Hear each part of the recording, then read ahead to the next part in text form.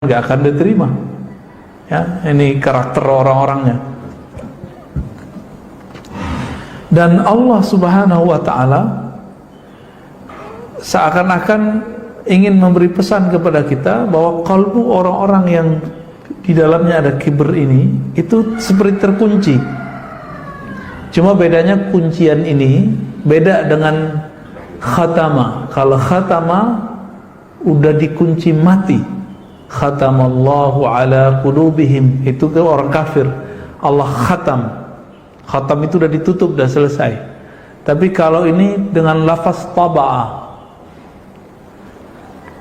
taba'a yatbi'u, kadzalika yatbi'u Allahu ala kulli qalbin mutakabbirin jabbar. Kulli qalbi mutakabbirin jabbar, ya. Ini surat Ghafir ayat 35. Kadzalika yatba'u Allahu ala kulli qalbi mutakabbirin jabbar. Demikianlah Allah menutup. Nah, belum dikunci. Ditutup. Ini kadang-kadang terjemahannya agak mirip-mirip. Enggak boleh sama. Karena orang sombong ini masih ada harapan untuk sembuh. Jangankan itu, iblis pun kadang masih sadar, Pak. Pernah dapat riwayat iblis sadar nggak? Iblis datang ke Nabi Musa. Apa kata iblis?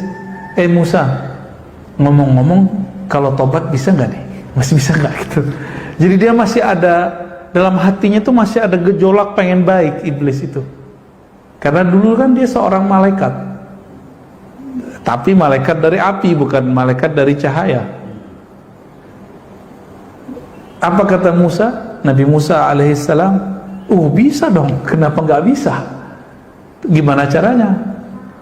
Maka Nabi Musa mengatakan, tuh kuburan Nabi Adam, kamu sujud kepadanya. Kira-kira gimana, Pak? Hidup aja dia nggak mau kan? Persis sama begitu. Musa, dia hidup pun aku tidak mau sujud, apalagi dia sudah berbau tanah. Hadis ini ada dalam Sahih Bukhari, cerita ini. Artinya Nabi Musa jaraknya dengan Nabi Adam kan jauh, tapi Allah kalau mengangkat seorang nabi itu diberikan rahasia-rahasia untuk mengenal di mana kuburan nabi-nabi terdahulu. Kan jangan heran, Pak, wali-wali tertentu zaman sekarang itu bisa tahu ini ada kuburan wali nih gitu. Sama dulu, kalau dulu nabi. Seandainya wali-wali ini hidup di zaman sebelum Nabi Muhammad, dia jadi nabi. Karena tidak ada lagi nabi setelah Nabi Muhammad SAW. Jadi siapa aja sekarang ngaku jadi nabi, ya pastikan dia ya bagian dari fitnatul dajjal, ya, kekacauan dajjal itu.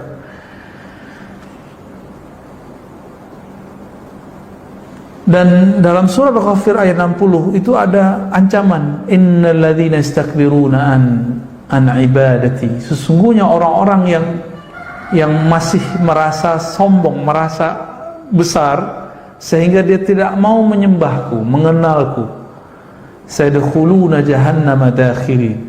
Mereka akan masuk ke dalam jahannam. Jahannam itu bahasa Aramaik lama berarti nar, neraka, sama. Jahannam. Sampai sekarang orang-orang Yahudi itu menggunakan istilah itu untuk menyebutkan api, Jahannam, ya, atau Jahannam. Jadi bahasa Indonesia ya, Jahannam gitu ya. Nah, ini surat Ghafir. Lalu ternyata di hadis Nabi ada kalimat yang lebih rigid. Apa kata Nabi? Ini ada dalam Sahih Bukhari dan Muslim. La yadkhulul jannah, tidak akan menapaki surga, man kana fi qalbihi mithqala dzarratin min kibr. Siapa saja yang tersimpan di kalbunya sebiji zarah, sebesar atom, ada rasa kibr, rasa dirinya besar. Dengan yang akan kita sebutkan nanti, 7 hal tadi. 7 hal ini nyantol di kalbu, kita merasa lebih dari orang karena 3 hal tadi, 7 hal tadi, udah gak bisa masuk surga. Sampai itu dibakar dulu dalam neraka, mungkin kalau Allah ampuni baru bisa masuk. Tapi surat Ghafir ayat 60 itu sudah garansi pasti masuk neraka, bukan garansi masuk surga, Pak. Jadi jaminan masuk neraka bagi orang yang sombong, ya. Tapi sombongnya ini sudah sampai level yastakbiruna an ibadati. Mereka sombong, enggan dari menyembahku, mengenalku. Jadi sombong ini ada tingkatan-tingkatannya nanti.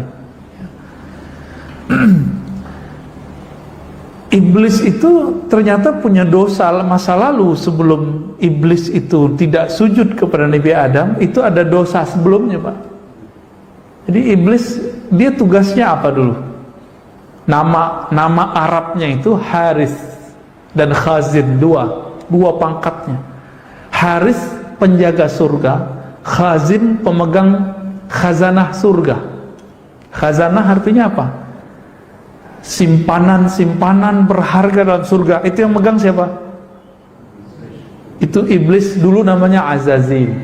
Azazilnya bahasa lama, bahasa Aramaik, bahasa Ibrani lah ya. Azazil artinya hamba Allah yang perkasa, artinya emang hebat. Awalnya iblis itu, Azazil ini dia beribadah di bumi, lalu Allah diangkat, akhirnya dia bisa memimpin sekelompok malaikat, bahkan beberapa malaikat menyembah Allah. Lalu sampai di Sidratul Muntaha, dekat itu kan ada surga, maka dijadikan sebagai ya malaikat surga lah. Nah, maka karena dia sudah bertahun-tahun, kalau bahasa kita mungkin jutaan tahun kali ya, sudah jutaan tahun iblis itu beribadah. Maka di situ muncul perasaan dia merasa dia benar, merasa suci. Maka dia pernah berpikir untuk sesekali mencoba kebesaran Allah. Maka Allah jawab. Nah, di hadis qudsinya cuma muncul kalimat ujung di hadis qudsi, tapi kisah ini nggak disebutkan di hadis qudsi itu. Al-kibriya uridai, Allah Ta'ala berfirman dalam hadis qudsi, hadisnya sahih. Kibriya, kebesaran, kesombongan itu adalah ridaku. Ini namanya rida. Biasanya kalau para habaib itu naruhnya di begini naruhnya. Cuma kalau saya lebih nyaman begini.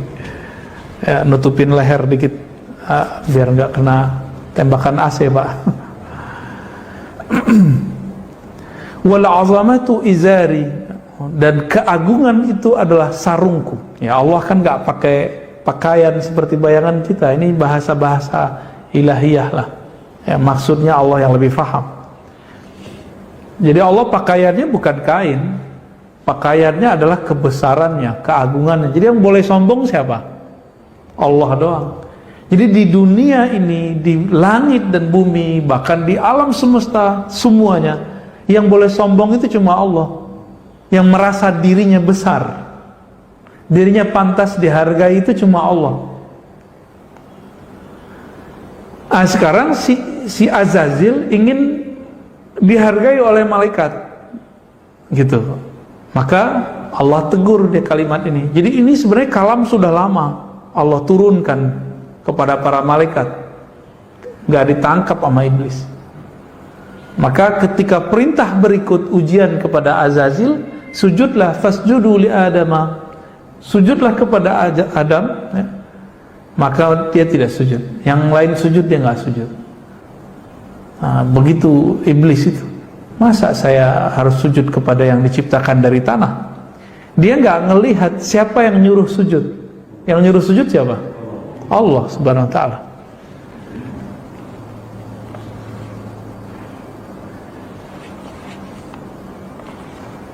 Maka dulu Nabi melarang keras orang yang sarungnya di bawah mata kaki, Pak. Kenapa?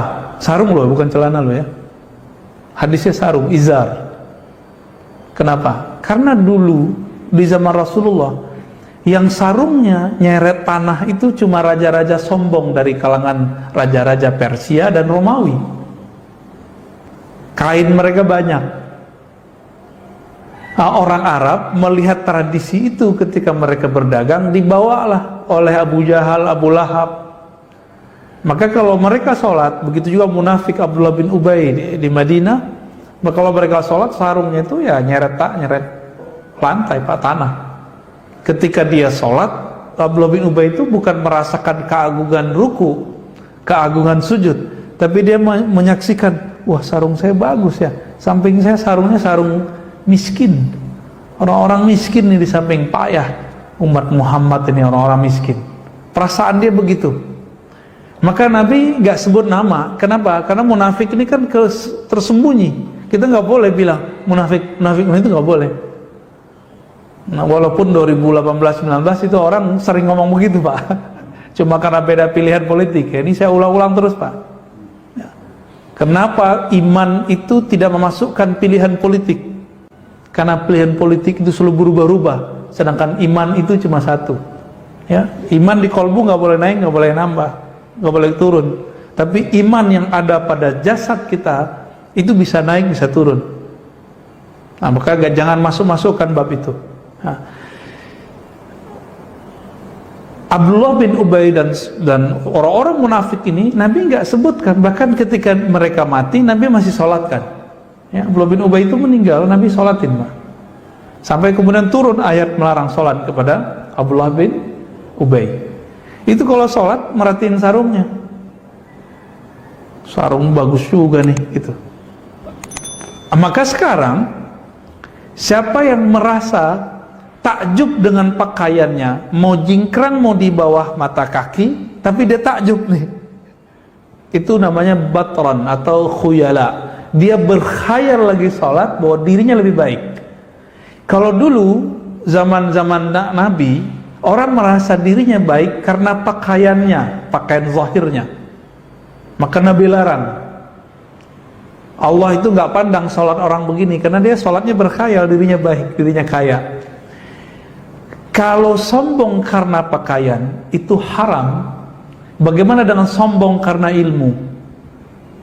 Saya jingkrang nih, misalnya sarung saya nih, terus saya merasa, wah gua doang yang jingkrang nih, samping kayaknya neraka semua nih ya. Oh, sarungnya di bawah mata kaki nih, celananya di bawah mata kaki nih. Sama Pak, sama itu. Berarti dia melewati kesombongan. Jadi dia nggak sombong secara pakaian, tapi dia sombong secara fikrahnya. Maka silakan mau jingkrang, sarung di atas mata kaki, tapi jangan berpikir kita ini lebih baik, lebih faham agama dari orang. Itu kan hadis ada asbabul wurudnya. Abu Bakar gak sanggup, wahai Rasulullah, aku tidak sanggup karena harus megang terus. Apa kata Nabi? Lasta mimman sana'a dzalika khuyala. Engkau melakukan itu bukan karena sombong, hai Abu Bakar. Maka Nabi bolehkan. Hadis ini jelas ini, itu teman-teman kita masih tetap aja gak mau memahaminya.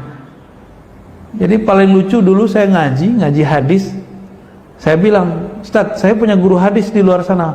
Gak apa-apa, yang penting dia tidak isbal gitu. Loh, apa kaitannya ilmu dengan isbalnya? Nah, jadi orang ini masih terkooptasi dengan 14 abad yang lalu, tidak memperhatikan asbabul wurudnya. Dulu kain itu mahal Pak. Coba tanya ke bapak-bapak yang dulu pernah hidup tahun-tahun 50-an, 60-an, 70-an, beli sarung mahal gak Pak? Ingat-ingat sekarang kan murah sarung, 50.000 udah bisa pakai Lazada ya. Bahkan ada yang 30.000 udah dapat.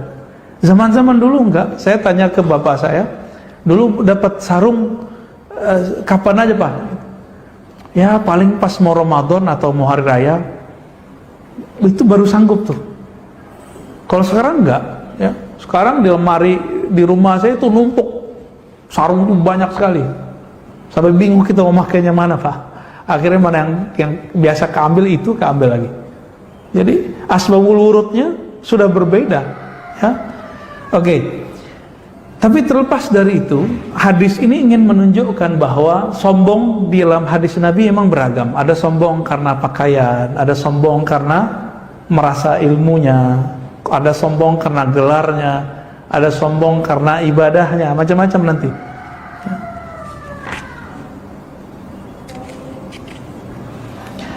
Dan apa yang bikin saya kaget di kitab ini, jadi beliau menyebutkan hakikatul kibri wa afatuh, hakikat dari kesombongan itu dan aib yang terdapat di dalamnya. Kita mengira kalau kita ini sombong, kita ini kuat. Ini anggapan kita lah ya. Ternyata Imam Ghazali mengatakan apa? Sombong itu ada zahir, ada batin. Ya. Zahirnya kita sudah tahu. Nah, batinnya apa? Jadi ketika ada orang sombong, la yaqdiru ay yuhibba li akhil mu'min ma yuhibbu li nafsihi. Orang sombong itu walaupun zahirnya dia terlihat kuat, batinnya sebenarnya dia lemah. Kenapa? Dia tidak sanggup mencintai saudaranya sesama beriman sebagaimana dia mencintai sesuatu untuk dirinya. Jadi dia tidak sanggup mencintai orang. Itu lemah atau kuat? Nah, anggapan kita kan selama ini orang sombong itu orang kuat, ya. Jadi beliau ini ternyata cara berpikirnya di luar yang kita pikirkan. Ternyata jauh lebih cerdas di zaman itu Imam Ghazali ini. Wajar ya. Wajar kalau orang-orang yang terkena fitnatud dajjal itu benci dengan beliau, ya. Apa kata berikutnya? Orang-orang yang sombong itu la yaqdiru ala tawadu. Orang-orang sombong itu enggak punya kekuatan untuk merendahkan hatinya, untuk tawadu. Maka sebenarnya orang sombong itu lemah. Orang yang bisa tawadu, rendah hati, itu cuma orang-orang yang kuat. Kalau dia nggak sanggup untuk merendahkan hatinya, berarti dia lemah aslinya. La'anna al-mutakabbir, ya, karena orang-orang sombong itu ya la yaqdir ala tawadu wa huwa ra'su akhlaqil muttaqin. Padahal tawadu itu adalah kekuatan dari orang-orang yang bertakwa. Wa la yaqdiru ala tarkil hiqd. Saking lemahnya orang-orang yang sombong ini, dia tidak bisa menolak rasa iri yang muncul dalam dirinya. Ada perasaan iri datang, dia nggak sanggup tolak, Pak. Itu lemah apa kuat? Lemah, ya, sangat-sangat lemah. Dan ini PR kita semua yang berikut ini. Wala yaqdiru ala tarkil ghadab. Orang yang sanggup menahan marah, emosi, itu orang kuat, Pak. Benar nggak? Orang yang sombong itu tidak sanggup untuk menahan dirinya tidak marah. Dia bisanya marah-marah mulu. Maka Nabi mengatakan, orang kuat itu bukanlah orang yang bisa bergelut, gulat, menang, bukan.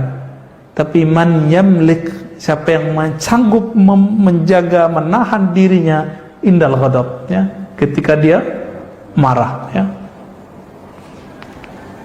Berat, Pak, ya? Berarti kita lemah semua nih, Pak. Kita lemah semua. Lagi naik motor atau nyetir mobil, tahu-tahu disalip sama motornya butut lagi jelek. Itu perasaan gimana, Pak? Wow, mumpung motor nih atau mobilnya jelek, kok perlu kita katain, kita salip dulu, kita katain apa lo, kan gitu, ya. Kayak gitu emang tandanya kita lemah. Tapi setan bilang justru itu yang kuat. Kalau kamu berani bentak orang tuh orang kuat. Ternyata kebalik, ya. Kekuatan orang beriman itu bukan di situ, dibalik, Pak, ya. Wala yaqdiru ala nushil latif wala yaqdiru ala qabul nushi wala yaslamu min al-izdiria' bin nas wa min ightiyabihim. Orang sombong itu enggak sanggup, ya, menahan dikata-katain orang. Lemah berarti. Orang sombong itu enggak sanggup untuk berkata yang lembut. Bapak lagi marah nih, tapi ngomongnya tetap lembut, bisa nggak? Oh, itu kuat itu, Pak. Kalau ya itu kuat yang sebenarnya kuat yang begitu. Kita nih merasa besar, terus ada orang biasa ngomongin, membicarakan kita, atau dia menasihati kita, sanggup nggak dengerinnya? Kalau sanggup, kuat berarti. Nah, kebanyakan orang nggak kuat. Nah, itulah sombong. Maka al-kibru ghayatud dha'fi. Orang yang punya penyakit sombong di hatinya, itu pada hakikatnya ada penyakit kelemahan dalam batinnya, ya.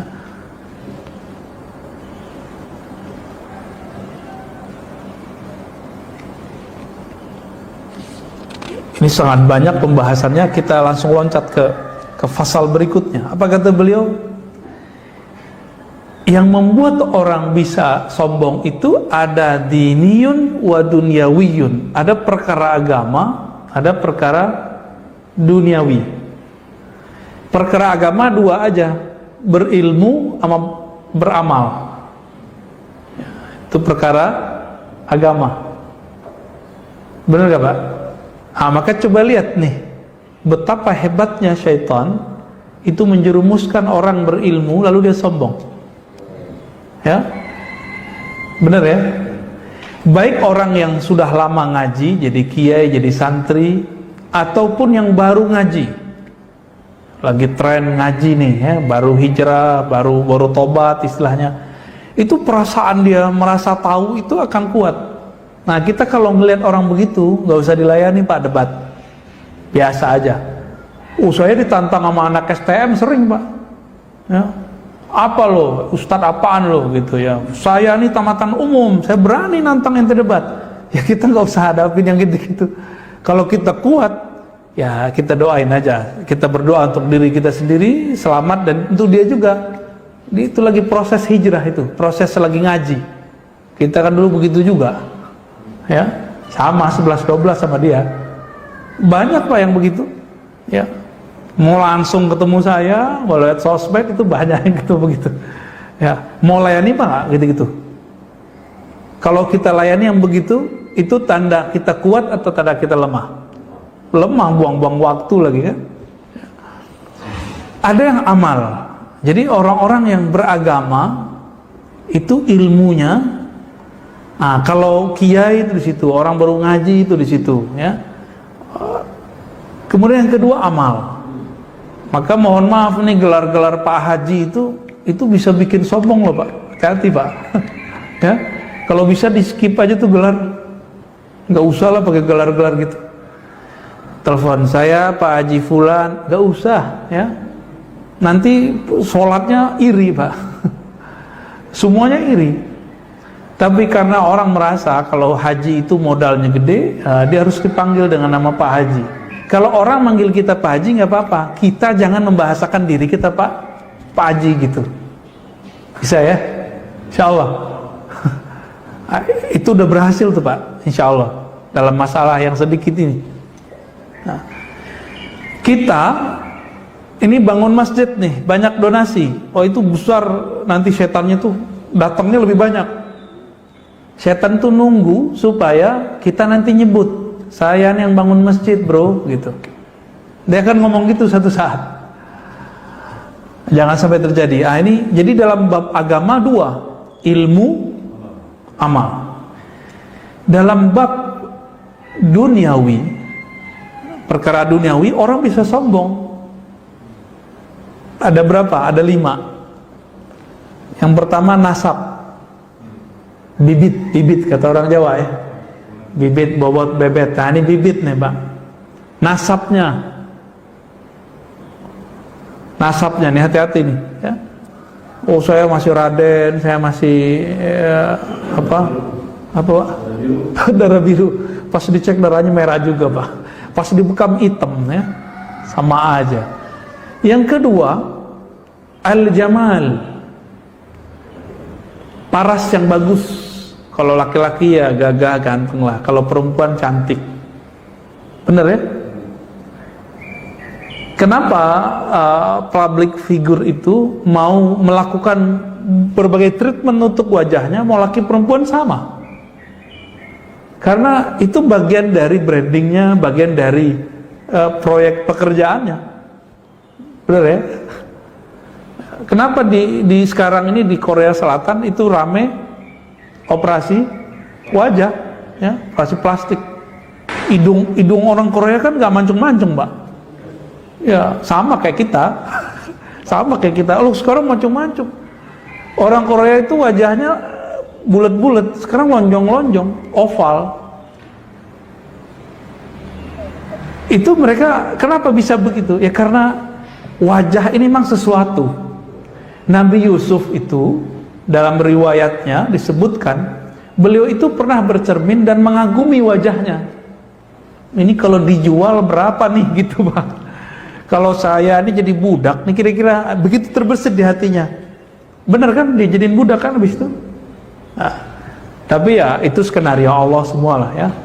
Dan yang paling berat bukan beliau jadi budak, tapi beliau kemudian hamma biha, ada tarikan ke lawan jenis. Itu semua kita sama Pak. Mau itu ustadz, mau hafal Quran, bolak-balik sama aja dia hafal Quran. Mau dia zikirnya jutaan ribu kali, itu masalah tarikan lawan jenis itu nggak akan bisa selamat. Barsiso masih ingat Barsiso? Barsiso itu kalau punya murid, duduknya bukan di lantai lagi Pak, saking banyak yang datang kepadanya. Duduk di mana? Kalau ada orang datang, udah kamu tarik nafas, langsung naik badannya. Begitu mereka. Saktinya, karomahnya. Tapi ternyata karomah itu belum tentu istiqomah. Karena karomah tertinggi adalah keistiqomahan. Maka kita berlindung minta ampun kepada Allah dengan masa lalu, masa mendatang, masa sekarang. Semoga Allah menjaga kita semua. Ya. Jika pernah terjebak, semoga Allah memaklumi, memaafkan. Amin ya rabbal alamin. Apalagi, kenapa ada orang latihan fisik, latihan silat, latihan fitness, workout, ya? Apa tuh? Kuwah, kekuatan. Nah, kekuatan ini dua macam juga. Ada kekuatan fisik, ada kekuatan militer, ada kekuatan politik. Maka semakin luas kekuatannya, semakin besar peluang dia sombong. Pernah lihat berita ibu-ibu muda atau anak-anak kuliahan, anak-anak SMA bentak polisi, ditangkap polisi, dibentak. Apa kata dia? Tahu gak kamu, saya ini anak jenderal gitu. Tahu-tahu bukan anaknya jenderal, ponakan dari ponakan-ponakannya jenderal. Muncul viral juga tuh ya. Kok nongol juga, kita nonton juga. Ternyata Allah ingin kasih tahu sebenarnya. Nih, ternyata kekuatan bikin orang sombong. Yang dulu masih punya memori kuat, ini kan kita memori kita pendek Pak. Zaman-zaman Soeharto punya kenalan sama tentara polisi, berasanya gimana? Saya nyaksiin Pak, di kampung saya itu dulu ada preman baru pulang dari Jawa. Pulang, dia mau nguasain tanah tuh. Semuanya duitnya banyak, bagi-bagi ke preman-preman. Akhirnya preman kampung tiga kelurahan mainnya di situ, main gaple di situ. Jadi kalau orang bilang, kamu anak dari mana? Sebut aja nama si ketua preman ini. Langsung semuanya kabur itu, Pak. Nggak ada yang berani nyentuh. Apalagi kalau dia punya kenalan nama, ada backingnya di belakang. Ternyata orang ini ngerasa dia temenan sama jenderal lah, ternyata bohong semua, nggak ada. Gagah-gagahan aja Pak. Ya kalau zaman sekarang dia foto sama jenderal terus ya ditunjukin orang nih, lihat nih gitu. Nah ini kekuatan, bisa juga politik. Maka coba lihat juga ada kita temui ya, anggota dewan bentak-bentak polisi ada ya, di tengah jalan, pas lagi di mana gitu ya, bentak orang, itu kelihatan kekuatan politik, kekuatan apapun ya. Wal mal, nah keberapa nih? Nasab, paras, kekuatan, mal apa arti mal? Harta.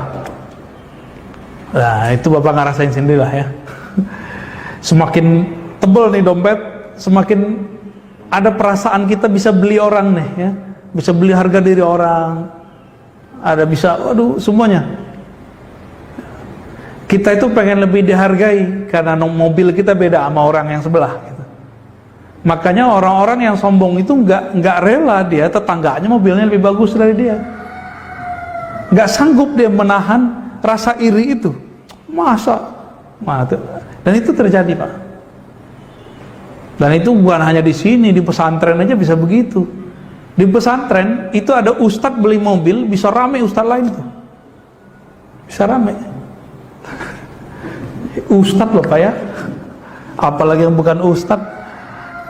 Kalau ustadz sombong, iri, dengki, itu bahayanya bawa dalil.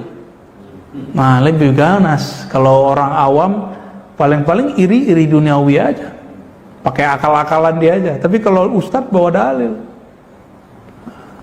ini yang paling bahaya ya. Wa kasratul ansar. Ini keberapa nih? Yang ketujuh ya. Banyaknya pengikut, banyak adanya backing tadi masuk. Maka public figure, ustadz yang banyak santri jamaah, bapak yang punya pengawal, punya anak buah.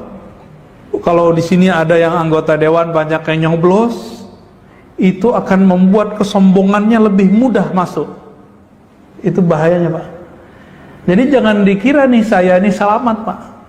Saya takjub aja ada orang ngaji, saya kena udah. Saya takjub nih, misalnya gini, kalau gue yang ngisi nih rame, nah itu pada kena tuh, Pak. Itu habis saya itu, nggak dianggap saya ngajar agama itu. Secara zahir sih malaikat tulis pahala ngajar, tapi Allah kan mandang kolbu. Oleh Allah nggak dianggap masuk barisan kekasihnya. Gitu. Ada berapa tadi? 2 agama, ilmu dan amal. 7 duniawi, apa tuh? 5 duniawi ya. Nasab. Ya, saya lupa tadi. Nasab ini masuk suku, hati-hati. Jadi kita nih banyak suku nggak nih? Jangan pernah berpikir suku kita lebih mulia dari suku orang. Kalau suku kita punya keistimewaan, pasti semua suku ada keistimewaan nggak? Suku Betawi, suku Sunda, suku Jawa, suku Bugis, suku Madura, suku Minang, semua suku itu ada kelebihan masing-masing. Ini hati-hati, jangan pernah kita berpikir saya ini kan orang mana gitu, jangan. Nggak ada urusan itu, ya. Terjebak di situ udah kena nasab. Maka saya nggak sepakat ya kalau orang Jawa, Sunda tuh udah larang nikah. Gimana laki perempuan ya? Karena nganggapnya itu kakak sama adek gitu ya. Itu dulu udah lewat, jangan begitu lagi. Sama kalau di kampung-kampung tertentu nggak boleh orang suku ini nggak boleh nikah sama suku di luar.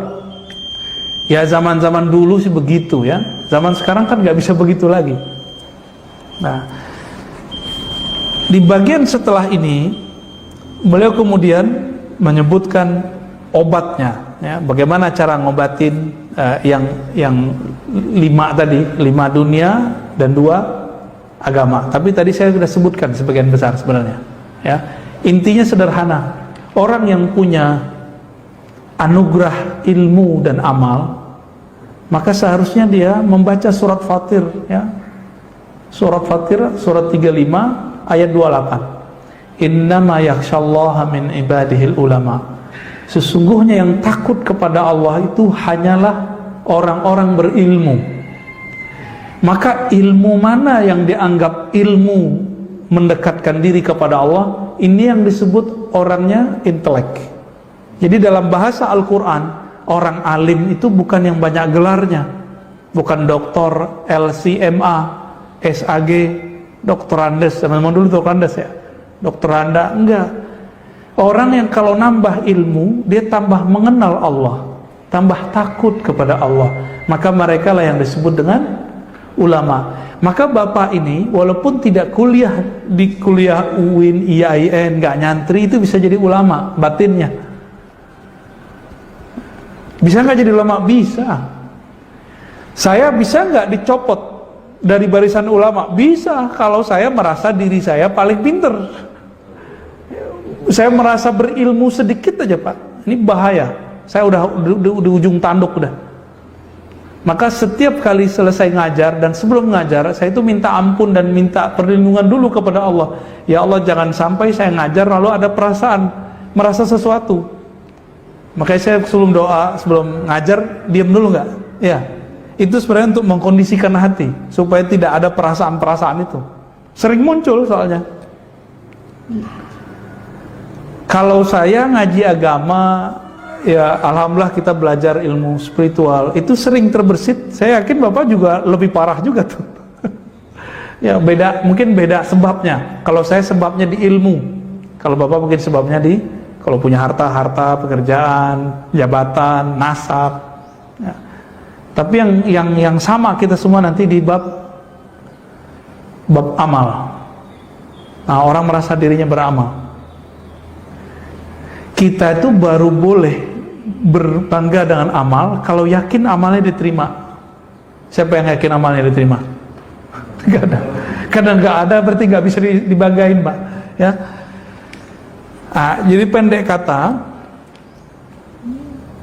beliau ingin mengajarkan kepada kita, jika kamu sudah mengetahui ada 7 diagnosa penyebab orang sombong, penyakit dalam kolbu bernama sombong, maka copotlah itu. Yang 2 dalam bab agama itu dibenerin.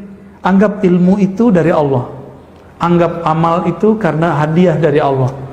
Kita kalau lagi ada orang azan kan kita baca hayya ala sholah, lalu kita baca apa? La haula wala quwwata illa billah. Ini kita juga sering ulang ya. Tiada daya dan upaya untuk sholat kecuali dengan izin Allah. Berarti saya bisa beramal karena Allah enggak? Bapak bisa bantu orang, bantu bikin masjid, itu harta dari siapa? Allah. Mau bangga? Cuma dipinjemin doang kok. Lewat nama kita, terus kita ngasih. Nih kita kasih ilustrasi. Saya nitip ke Bapak duit 1M. Pak, tolong nanti kasihin ke masjid. Waktu megang duit itu merasa punya kita nggak? Kalau kita merasa ini punya saya loh gitu. Sama kayak Bapak saya pinjamin mobil bagus, harga 3M, dipinjem. Jalan ketemu temannya di kafe, bilang, "Weh, lu mobilnya bagus ya?" "Iya, nih mobil gue nih baru beli." Itu orang tahu diri nggak tuh? Nggak tahu diri. Maka orang sombong itu nggak tahu diri. Dia dititipin terus merasa dirinya berhak, nggak tahu diri. Ya, itulah hakikatnya iblis. Iblis itu boleh diartikan ablasa iblis itu yang nggak tahu diri. Ya, kesel banget tuh iblis kita kata-katain gitu ya. Nauzubillah min dzalik.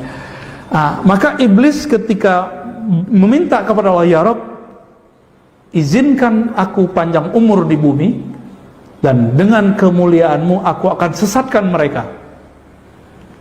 Dengan apa yang menyesatkan? Jurus pertamanya adalah bab kibir, sombong. Karena Syekhul Mutakabbirin, gurunya orang sombong itu adalah iblis.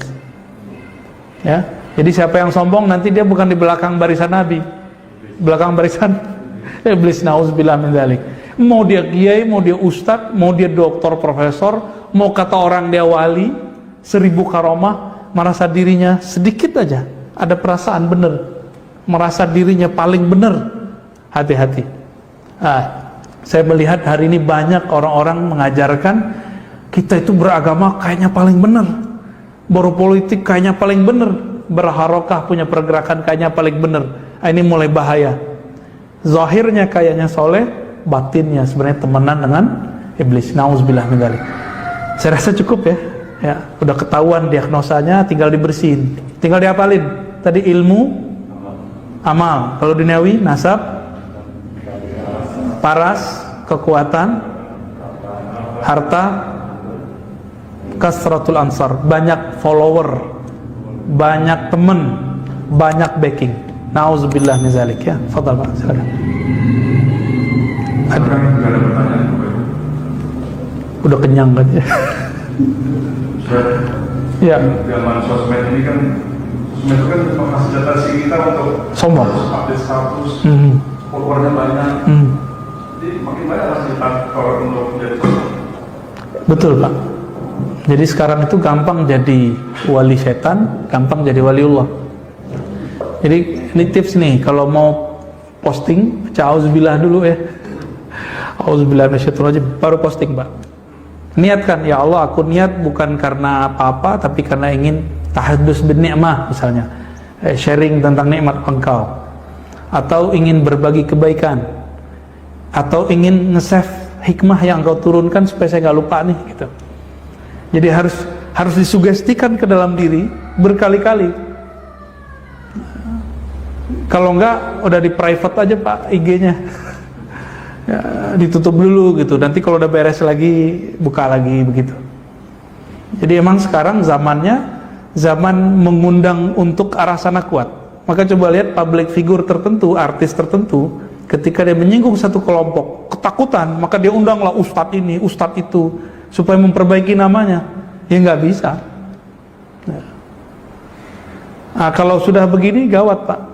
Apa gawatnya? Nanti dia akan mengikuti selera followernya, selera pasar. Nah, ini gawatnya orang-orang yang kiber itu. Maka orang-orang sombong itu sebenarnya bukanlah orang kuat, tapi dia orang lemah. Karena dia harus mengikuti selera pasar. Pengikutnya mau lagi trending ini nih, dia tidak bisa membuat trending baru, tapi dia bisanya ngikutin trending. Nah, Nabi Muhammad itu kan buat trending baru Pak. Orang nyembah berhala belum ngajarin gak nyembah berhala.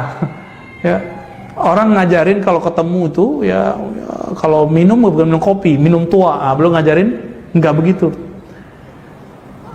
Jadi beda di zaman Nabi. Maka Nabi mengatakan sebaik-baik rumah adalah rumah yang terasa luas. Bukan berarti rumah kita harus gede, tapi rumah kita terasa luas, kita nyaman di rumah. Maka sebaik-baik sosmed yang tidak terlalu sering kita pasang status lah, ya. Biar nggak terlalu merasa besar kepala ketika banyak follower. Ini ceknya satu aja Pak. Sedih, sakit hati, terpuruk nggak kalau ada orang unlike? Girang, melayang nggak kalau ada orang like? Senang biasa boleh, sedih sedikit boleh, tapi kalau girangnya berlebihan, sedihnya terpuruk, berarti belum pantas pakai sosmed. Sebenarnya begitu, ya. Tapi kalau kita udah nggak takut, ya kata-katain orang, ya apa udah, hantam aja Pak, lanjut aja tuh. Ya, gimana? Kalau yang berterjemahan kita ini ada terjemahan. Sepertinya ini ada terjemahannya. Ya, ini kan Mau'izatul Mu'minin Mukhtasar Syekh Al-Qasimi namanya. Jadi nanti kalau cari Muhammad Jamaluddin Al-Qasimi Dimashqi, nanti saya fotoin deh ke Ustaz ya. Kalau yang ada di Lazada apa tuh Tokopedia ya, itu ada terjemahannya. Cuma saya nggak tahu itu terjemahan dari saudaranya Imam Ghazali, Imam Ahmad Ghazali, atau sudah ringkasan ini. Ini ringkasan ini ada kelebihannya, lebih teratur. Syekh Jamaluddin Al-Qasmi. Yang langsung dari Imam Ghazali juga ya, Mukhtasar dari Imam Ghazali. Ya itu diragukan karena Imam Ghazali nggak buat ringkasan. Mungkin itu ringkasan yang Ghazali yang lain gitu. Jadi agak banyak. Ya. Kalau saya beli aja semua ya Pak. Akhirnya di rumah itu ada beberapa ya ringkasan-ringkasan Imam Ghazali. Nah kalau saya memilih yang ini karena bahasanya lumayan bagus. Ustaz, ada 3 pertanyaan dari online. Fadhal. Langsung semuanya langsung saja. Ya. Yang pertama. Satu dulu. Yang pertama, dahulu iblis tinggal di surga. Karena di surga itu tidak ada sifat sombong atau sifat jelek lainnya. Kenapa iblis bisa mempunyai sifat seperti itu?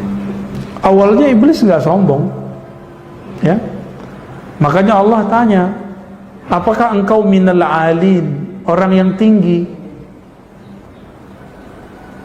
Maka diusir ketika tumbuh bibit itu dalam dirinya, maka diusirlah iblis dari surga. Jadi surga itu nggak ada orang sombong. Nah, iblis itu dulu pernah tidak sombong. Nah, orang nggak sombong kayak bapak ini misalnya nggak sombong nih. Kita uji, ada bibit nggak di dalam? Kalau ada bibitnya pasti keluar. Nah, iblis itu pas diuji kambuh, gitu masalahnya dia. Maka diusir. Sama gitu. Jadi ada wali diangkat, terus merasa sombong dengan kewaliannya, dicopot dia dari kewaliannya. Mau dia ulama, mau dia hafal Quran, nggak ngaruh Pak. Jadi bisa begitu ya. Jadi ada namanya mantan wali. Nah itu dia contohnya iblis itu. Pertanyaan kedua, sombongnya seperti apa yang menyebabkan orang tidak masuk surga? Semua kesombongan. Sombong itu merasa diri besar, diri lebih baik, diri lebih soleh, lebih bagus nasab, lebih bagus paras muka, lebih kuat. Nah, itu lebih-lebih yang semua yang 7 itu. Cuma yang paling parah yang agama. Kenapa paling parah agama? Karena nanti tentara Dajjal di akhir zaman itu penyakit yang ada dalam dirinya adalah rasa sombong berilmu. Jadi jangan heran Pak, tentara Dajjal itu bukan zombie, tapi orang berbaju kayak kita, bajunya baju-baju muslim begini, tapi menghalalkan darah sesama muslim, mengkafirkan. Kan bibit-bibit sekarang udah ada. Awal-awal bidah-bidahin dulu, ya, bidah. Lama-lama bilang apa? Ziarah kubur syirik, tawasul syirik. Nah, ini udah bibit-bibit ini. Kalau ini dibiarkan, lihat Irak. Irak udah hancur Pak sekarang, ISIS. Itu bibitnya tadi. Maka jangan pernah kasih ruang ajaran-ajaran ekstrem ini masuk ke masjid-masjid kita, ke madrasah-madrasah kita. Ini yang saya nyinyirin dikit. Kok pesantren modern menerima kitab Syekh Saleh Fauzan diajarkan di pesantren modern? Di situ disebutkan bertawasul itu syirik. Buat maulid Nabi itu menyerupai Nasrani. Bukan gawat itu. Jadi mereka ini nggak langsung mengkafirkan, tapi lafaz itu mengkafirkan nggak intinya? Ya, nggak langsung, tapi isinya ini mengkafirkan. Bertabarruk di kubur. Tabarruk di kubur itu diterjemahkan menyembah kubur. Loh, tabarruk di kubur itu seperti yang dilakukan kita kalau pergi ke Raudhah Nabi, terus kita ngucapin salam. Itu namanya tabarruk Pak. Sholat di situ itu tabarruk namanya. Boleh nggak nyentuh kubur? Dulu Syekh Imam Sya'rawi ini mufassir di Mesir. Ya, Mutawalli Sya'rawi. Itu beliau zaman-zaman itu belum dipagar. Beliau ciumlah bangunan, ada kuburan tuh, cium bangunan paling luarnya. Askar marah, dia nggak tahu yang dia marahi adalah seorang ulama besar di Al-Azhar. Haram, syirik, haram gitu. Arabi, Arab, lu nggak ngerti ini haram, ini syirik. Orang ini teriak, langsung diambil jidatnya, dicium sama Syekh Mutawalli, langsung dikaget-kaget. Ini syirik nggak kira-kira begitu kalau bahasa beliau? Enggak, bingung dia. Berarti mencium tempat sesuatu, mencari berkahnya atau mendapatkan apa, itu bukan syirik. Mereka menganggap itu syirik Pak. Salah paham mulu. Kita bilang tabaruk ngambil berkah, dianggap menyembah kubur. Nggak nyambung. Apalagi nanti ada nih rambut-rambut Nabi. Ini sekarang udah mulai banyak nyebar Pak. Ini udah mulai tanda. Mereka nggak percaya itu. Dan yang paling sedih, mereka nggak percaya ada zuriat Nabi, keturunan Nabi. Bahaya nggak? Imam Mahdi yang hadisnya sahih itu keturunan Nabi bukan? Nah, mereka nggak percaya Pak ada keturunan Nabi. Maka saya mengimbau teman-teman yang terjebak kepada kesalahan, kekeliruan ini, ayo dikaji kembali. Mau jadi tentara Dajjal ntar atau tentara Imam Mahdi gitu. Ya kita kan nggak tahu kita ada umurnya panjang apa enggak. Kalau umur kita panjang, semoga kita di barisan yang benar gitu. Jangan pastikan juga kita benar, belum tentu. Kira-kira gitu Pak ya. Apakah boleh menyombongi orang yang sombong? Nah, itu hadisnya palsu itu. Kabiru al-mutakabbir. Ada hadis itu. Itu saya baca ada di Mukhtarul Ahadis, diajarkan di beberapa pesantren lama. Cuma beberapa pesantren itu sudah merevisi, nggak pakai kitab itu. Kabiru al-mutakabbir. Bersikap sombonglah terhadap orang sombong. Itu bukan berarti nyuruh kita naruh kesombongan di hati. Jadi kalau mau dipakai itu lafaz riwayat, mau dianggap nih, ayo kita pakai boleh. Tapi dengan syarat, bukan sombong. Kalimat ini kan kabara yukabiru. Itu beda dengan kibir. Kabaro itu pura-pura sombong. Nah, itu beda Pak. Pura-pura sombong lah, ya kerjain orang sombong gitu. Boleh nggak ngerjain orang sombong? Boleh Pak. Kerjain madalil kalau dia masalah agama. Kalau dia belagu masalah harta, kerjain aja. Pura-pura ya pengen ditraktir kayak apa kayak gitu. Itu maksudnya kabiru itu. Jadi bukan dia pakai Fortuner, bapak pakai Fortuner 2 gitu, bukan. Nggak nyambung itu. Bukan begitu maksudnya ya. Jadi kabiru al-mutakabbir itu bukan hadis yang sahih. Itu pertama. Itu perkataan asar lah, asar ulama salafus saleh. Dan maknanya bukan menaruh kesombongan di hati, tapi pura-pura atau belaga ngerjain orang sombong. Jadi kalau terjemahan saya Gimana kalau bahasa gaulnya enak sih Pak, kerjain orang sombong gitu. Bahasa bakunya apa Pak? Itu bahasa gaul gitu Pak. Kita udah kena ngomong begini tiap hari, jadi susah juga dengan bahasa Indonesia yang EYD ya. Apa Pak? Kerjain orang sombong. Kerjain orang sombong. Waduh, susah juga bahasa Indonesia, nggak lolos nih bahasa Indonesianya nih. Ya kira-kira begitu. Jadi kerjainlah itu orang sombong, tapi jangan taruh kesombongan di dalam hati. Siapa yang boleh melakukan itu? Hanya dua orang. Pertama, sahabat yang sayang, cinta ke saudaranya, yang saudaranya ini terjebak sombong. Yang kedua, guru mendidik muridnya. Cuma dua orang itu. Di luar itu nggak boleh ngerjain. Nanti kita malah yang sombong-sombong. Dia sembuh dari kesombongan, kita mengidap kesombongan itu. Ya sama kayak teman saya ahli ruqyah, tapi dia nggak memagar dirinya. Dia ruqyah orang, habis itu dia yang kesurupan setan. Dia nggak kesurupan jin Pak, kesurupan setan. Setan sombong.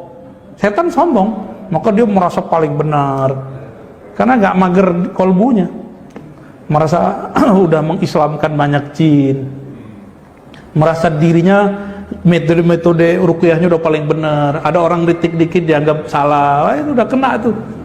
Bukan kesurupan jin dia, kesurupan setan. Nah kalau setan yang kesurupan lebih bahaya daripada jin. Jin bacain dikit beres. Kalau setan dibacain mau bilang, aku juga tahu.